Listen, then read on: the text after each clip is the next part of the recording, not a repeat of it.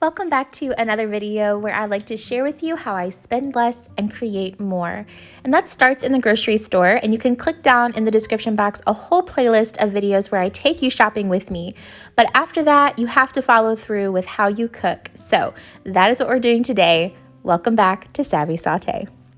We're going to start today with some spaghetti and meatballs for dinner number 1 of this video. And I actually don't even feel like cooking at all, but I am making some homemade dinner rolls because they're actually really easy.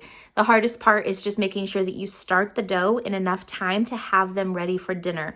So that's what we're gonna start with right now, is getting our dough mixed. Now, I shared this recipe in our Christmas family dinner video, but you're going to use 1 cup of milk, 1/3 cup of melted butter, or you could use oil, yeast. I like to use both brown sugar and white sugar, but you could use all white if that's all you have.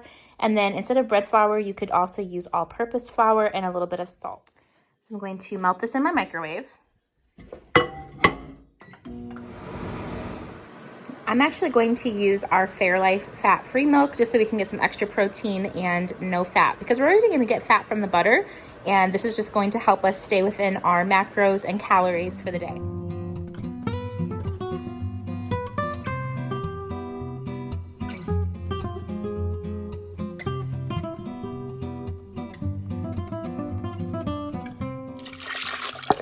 We'll start with our warm ingredients into our stand mixer.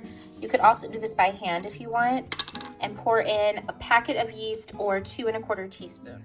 Next, we're going to do 2 tablespoons of brown sugar and 1 tablespoon of white.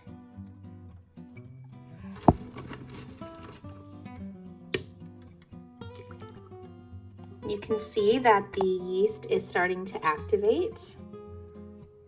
It's getting a little bubbly. To mix that a little bit. And then we'll add 3 cups of flour.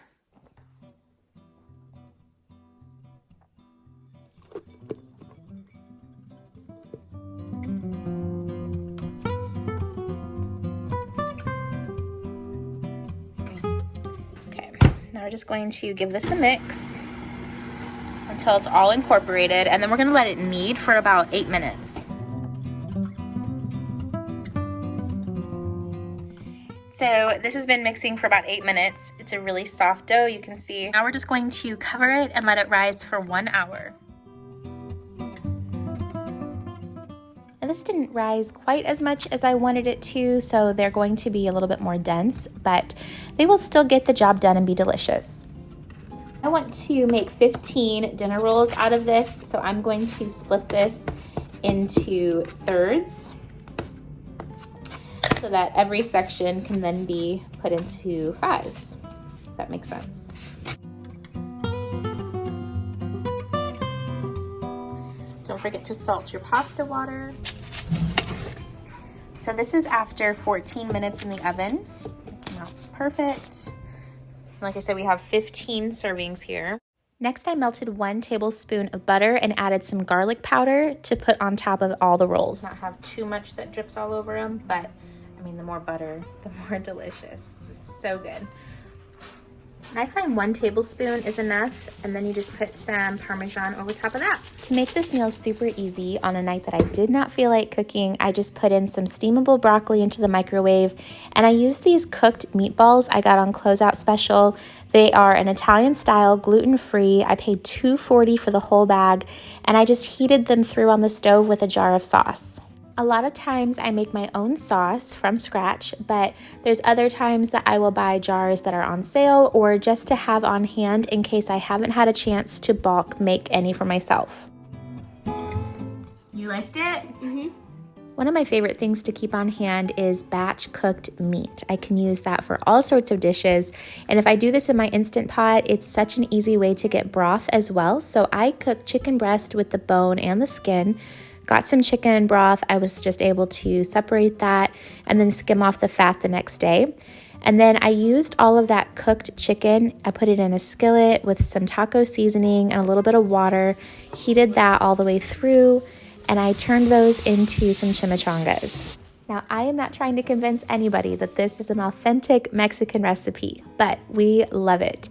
So I just decided to use chicken this time, but you could use shredded beef, You could use ground beef, pork, anything you want.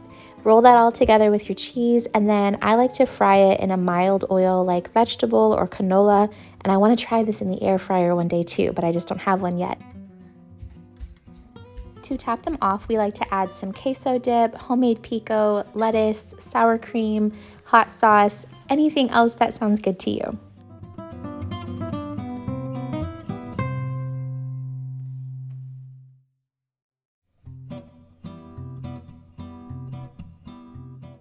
Batch cooking chicken like this is so convenient for lunches throughout the week as well. I was able to just pull out the container and make a nice salad for myself without having to do too much work at all.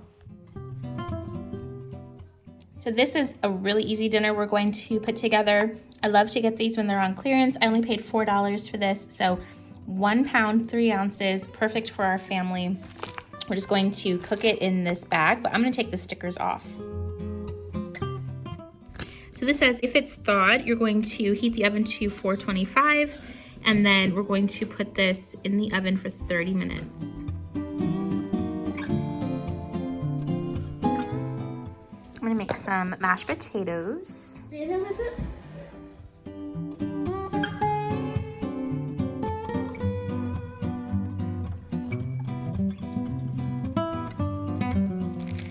And since Dakota doesn't like mashed potatoes, I'm also going to heat up this rice pilaf. And then we're gonna have some green beans to go with it, so I'm just gonna blanch those and then add some salt and pepper later. I forgot to film our dinner, but this was the mashed potatoes, pork loin, and green beans. This was so good. Every time we buy this flavor, Dakota always brags about it, and he thought I was the one seasoning it. So I had to break it to him that it's just that amazing, doing it in the bag, pre-marinated from the store. So even if it wasn't on sale, it's definitely worth it. Our family loves it. And then of course, Dakota had his with the rice pilaf, and I'll have in the description box the video where I shared that recipe. It was so good. He really liked the almonds in it too. A really easy dinner that I like to make sometimes is some steak and rice. I'll do that with some gravy and broccoli. So we're gonna put this 1 large steak into the Instant Pot, probably for about 40 minutes. Just going to season with some salt and pepper. You'll need about a cup of water. Anytime you use your Instant Pot, you'll have to have water or some sort of liquid in order to have it come to pressure. I'm going to add some onion in here as well. So just about half.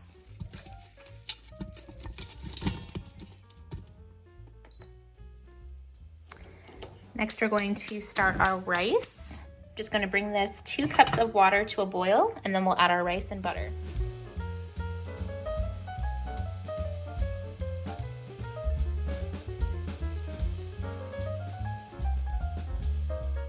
So now once this comes back to a boil, then we're going to turn it down and then put the lid on it.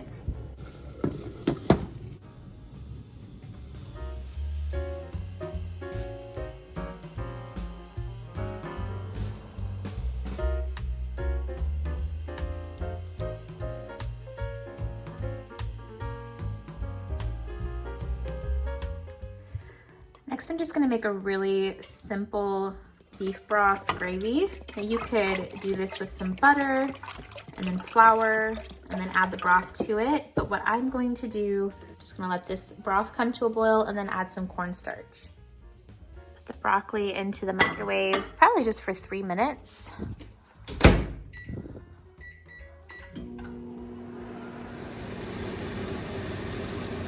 That's just a cornstarch slurry, so you'll use 1 part cornstarch and 2 parts water. Now, my favorite way to serve this to my family is with Cajun seasoning all mixed in there with the beef chopped up and in this gravy, and then pour that over the rice. But tonight we wanted to make sure that we were portioning out all of our calories properly, so I didn't do that. But definitely add that Cajun seasoning. It gives it such a good flavor. I think you're really gonna like it. I didn't think about the fact that the onions would basically just dissolve. So I guess my suggestion would be to do the onions separately next time, just like I did the broccoli. This last recipe that I am sharing with you actually did not turn out for me, and I am reaching out for your help. So if you have found a good recipe that works for you to do a homemade mac and cheese roux or a restaurant style queso dip, please talk to me in the comments, because I am having a really hard time melting cheese, making a roux, making a dip, that kind of thing without breaking the cheese. There's something going on that's causing it to be gritty, and I just haven't been able to fix it yet. So this was a TikTok recipe. It was supposed to have 2 cans or 1.5 cans of condensed milk. I can't remember. And instead of using all condensed milk, I did use some regular milk as well. And it seemed like it was going really well. It was supposed to be a whole process in the crock pot, slow cooking, and it kind of had like this grit to it the entire time. So I don't know at what point it broke, but something wasn't right. So we had nachos that night, and the savior was that homemade pico. But please let me know if you have a good way to cook some homemade cheese sauce, especially for mac and cheese. And of course, until the next video, I hope I will see you down there in those comments.